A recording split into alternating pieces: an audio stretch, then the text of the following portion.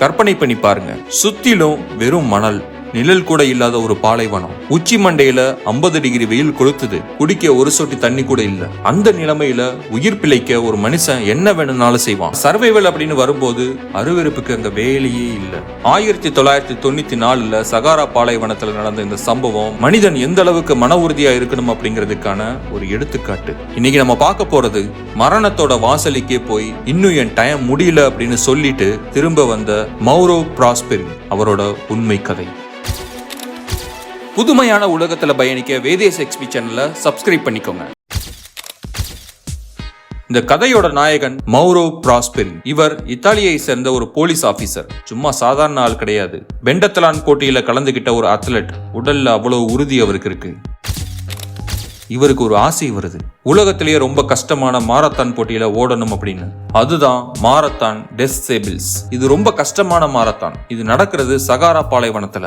Morocco நாட்டுல இருந்து ஆரம்பிக்கும் இந்த மாரத்தான் கிட்டத்தட்ட 250 கிலோமீட்டர் தூரம். அதுவும் 6 நாட்கள்ல ஓடி முடிக்கணும். இதுல இன்னொரு பெரிய ரூல்ஸ் என்னன்னா, ஓடுறவங்களுக்கு தேவையான சாப்பாடு, துணிமணி, ஸ்லீப்பிங்ஸ் பேக் அப்படின்னு எல்லாத்தையுமே அவங்க முதுகுல மாட்டி இருக்கிற பேக்ல தான் சுமந்துட்டு ஓடணும். தண்ணி செக் பாயிண்ட்ல மட்டும்தான் கொடுப்பாங்க.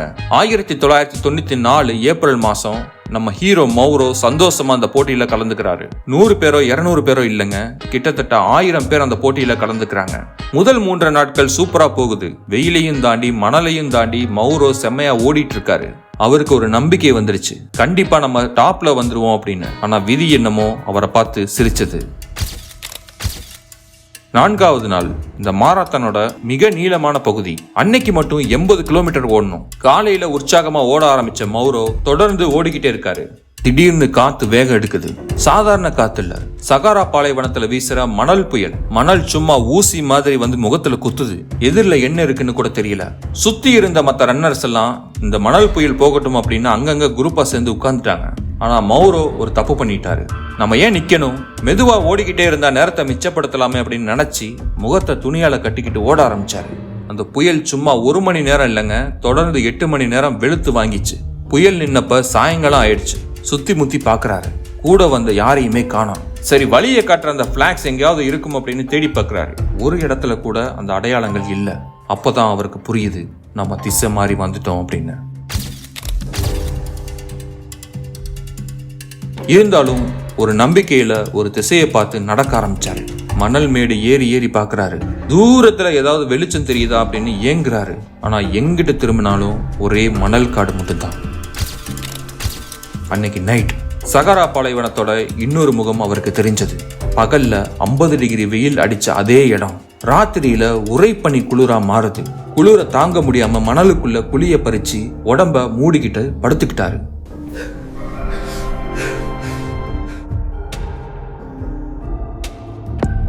அடுத்த நாள் காலையில எழுந்து நடக்க ஆரம்பிச்சாரு. இந்த பாதை எங்க போய் முடியும்னே தெரியாமலே நடந்தாரு. எங்க இருக்கோம்னே அவருக்கு தெரியல. இருந்தாலும் வேற வழி இல்லாம நடந்துகிட்டே இருந்தாரு. எப்படியாவது இந்த பாதை எங்க போய் முடியுதோ அந்த இடத்தை அடைஞ்சே தீர்றது அப்படின்னு நடந்துகிட்டே இருந்தாரு. இப்ப 4வது நாள் மௌரோ கிட்ட இருந்த எனர்ஜி ட்ரிங்க், சாப்பாடு அதெல்லாம் காலி ஆகிடுச்சு. தொண்டை வறண்டு போகுது. உடம்பு டீஹைட்ரேஷன் ஆக ஆரம்பிக்குது. மனிதனால பசியை கூட தாங்கிக்க முடியும், ஆனா தாகத்தை தாங்கவே முடியாது. வேற வழியே இல்லாம தன்னோட சொந்த யூரினை பிடிச்சு குடிக்கிற அளவுக்கு அவரை சூழ்நிலை தள்ளுது. உயிர் வாழ வேற வழி தெரியல. அதை கொஞ்சம் கொஞ்சமா குடிக்க ஆரம்பிச்சாரு. நினைச்சு பாருங்க, ஒரு மனுஷனுக்கு எவ்வளவு பெரிய குடும்பம் அது. நடந்துகிட்டே இருந்தாரு. 2 நாள் கழிச்சு அப்படியே நடந்து போய்கிட்டே இருந்தாரு. தூரத்துல ஒரு சின்ன கட்டிடம் தெரிஞ்சது. அப்பாடா, யாராவது இருப்பாங்க அப்படின்னு ஓடி போய் பாக்குறாரு. அது ஒரு பாலடைஞ்ச பழைய கோவில், பழங்காலத்து இஸ்லாத்தோட வழிபாட்டு தலம். உள்ள போய் பார்த்தா மனுஷங்க யாருமே இல்லை. அப்படியே மேல அண்ணாந்து பார்த்தா கூரை மேல நிறைய வவ்வால்கள் தொங்கிக்கிட்டு இருக்கு. மௌரோவோட பசியோ உச்சத்துக்கு போயிடுச்சு. இப்ப அந்த வவ்வால்களை பிடிச்சு சாப்பிட்றது தவிர வேற வழி இல்லை. அந்த வவ்வால்களை பிடிச்சு அதோட தலையை வெட்டி அந்த பச்சை கறியை அப்படியே சாப்பிட்டாரு. நம்மளால கேட்கவே முடியல. ஆனா சர்வைவல் அப்படின்னு வரும்போது அருவருப்புக்கு அங்க வேலையே இல்ல. சாப்பிட்டு முடிச்சுட்டு அங்கேயே உட்கார்ந்து இருந்தாரு. அவருக்கு காதுல டப டப டப டபன்னு ஒரு திடீர்னு ஒரு சத்தம். தூரத்துல ஒரு ஹெலிகாப்டர் பறந்து வர்ற சத்தம் கேக்குது. மௌரோ பதறி அடிச்சு வெளியில ஓடி வர்றாரு. தான் கிட்ட இருக்கிற பிளேர் கன்னை எடுத்து வானத்தை நோக்கி சுடுறாரு. ஹெலிகாப்டர் அவர் தலைக்கு மேல தான் பறக்குது. என்ன பார்த்துட்டாங்க, காப்பாத்த போறாங்க அப்படின்னு துள்ளி குதிச்சாரு மௌரோ. ஆனா அந்த ஹெலிகாப்டர் அவரை கவனிக்காம கடந்து போயிடுச்சு. அப்போ உடைஞ்சு போனாரு மௌரோ. இனிமே நம்மளை காப்பாத்த யாருமே வரமாட்டாங்க அப்படிங்கிற எண்ணம் அவர் மனசுக்குள்ள வந்துருச்சு. அவரால் இதுக்கப்புறம் எதையுமே யோசிக்க முடியல. அப்படியே படுத்துட்டாரு. 8வது நாள் காலையில நம்பிக்கை சுத்தமா போயிடுச்சு. உடல் முழுக்க ரணம், மனசு முழுக்க வலி. கையில இருந்த சின்ன கத்தியை எடுக்கிறாரு. அந்த பால் அடிஞ்சு போன கோயிலுக்குள்ள படுத்துக்கிட்டே தன்னோட மணிக்கட்டுல வெட்டிக்கிறாரு. கண்ணை மூடுறாரு. வலி இருக்கு, ஆனா உயிர் பிரியல. என்னடான்னு கண்ணை முடிச்சு பார்த்தா ரத்தம் உறைஞ்சு போய் நிக்குது. ஏன் தெரியுமா? அவரோட உடம்புல தண்ணியே இல்லாததால ரத்தம் கெட்டியாகிடுச்சு. வெளியே வராம காயம் தானாவே அடைச்சிக்கிச்சு. அந்த அளவுக்கு அவரோட உடம்புல டீஹைட்ரேஷன் இருக்கு. இயற்கை அவரை பார்த்து சொல்லாம சொல்லிச்சு, உனக்கு சாவு இப்ப இல்ல மௌரோ, நீ பொழைக்க வேண்டிய ஆளு அப்படின்னு. நான் சாக முயற்சி பண்ணியும் சாகல, அப்ப நான் போராடணும். இங்கேயே உட்கார்ந்து சாகிறதுக்கு பதிலாக நடந்துகிட்டே சாவேன் அப்படின்னு முடிவு பண்ணி நடக்க ஆரம்பிச்சாரு. நடக்கிறாரு, நடந்துகிட்டே இருக்கிறாரு. வழியில பள்ளிகளை பிடிச்சு சாப்பிடுறாரு, வண்டுகளை பிடிச்சு சாப்பிடுறாரு. மீண்டும் தொடர்ந்து நடந்துகிட்டே இருந்தாரு. இரவானது பகலானது. 9வது நாள்.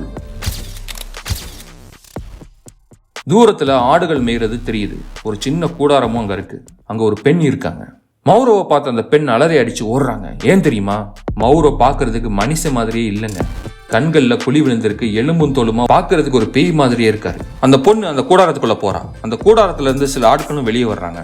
இவங்க தான் துவாரெக் நாடோடிகள். பாலைவனத்துல வாழ்ற ஒரு நாடோடிகள் கூட்டம். அவங்க வெளியே வந்து இவரை பார்த்து இவரோட நிலைமைய புரிஞ்சுக்கிட்டாங்க. உள்ள கூட்டிட்டு போய் ஆட்டுப்பால் கொடுக்கறாங்க, கொஞ்சமா சாப்பாடும் கொடுக்கறாங்க.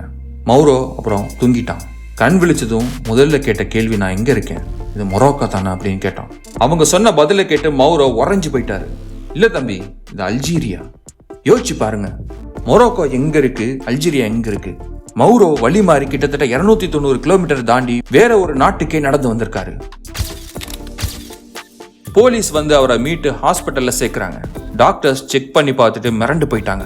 அவரோட உடம்புல 18 கிலோ எடை குறைஞ்சிருக்கு. கல்லீரல் பாதிச்சிருக்கு. கண் பார்வை மங்கலாகி இருக்கு. இன்னும் 24 மணி நேரம் லேட் ஆகி இருந்தா அவர் உயிரோடவே இருந்திருக்க மாட்டார் அப்படின்னு சொன்னாங்க. அதுக்கப்புறம் மௌரோ ரெஸ்ட் எடுக்க ஆரம்பிச்சாரு. இந்த கதை இதோட முடியல.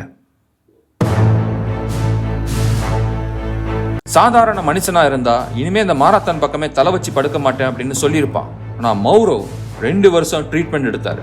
1996ல திரும்பவும் வந்தாரு. அதே மாரத்தான் போட்டிக்கு, அதே மாரத்தான் டெஸ்டபிள்ஸ் போட்டிக்கு வந்தாரு.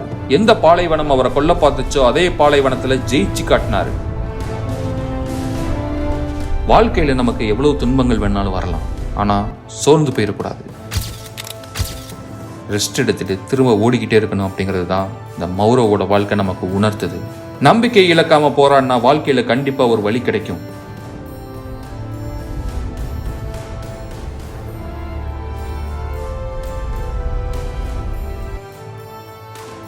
இந்த வீடியோ உங்களுக்கு பிடிச்சிருந்துச்சு அப்படின்னா உங்களோட ஃப்ரெண்ட்ஸ் அண்ட் ஃபேமிலி சர்க்கிள்ல ஷேர் பண்ணுங்க. நீங்க யூடியூப்ல இருந்தா சப்ஸ்கிரைப் தட்டுங்க, இன்ஸ்டால இருந்தா ஃபாலோ தட்டுங்க. தேங்க்யூ.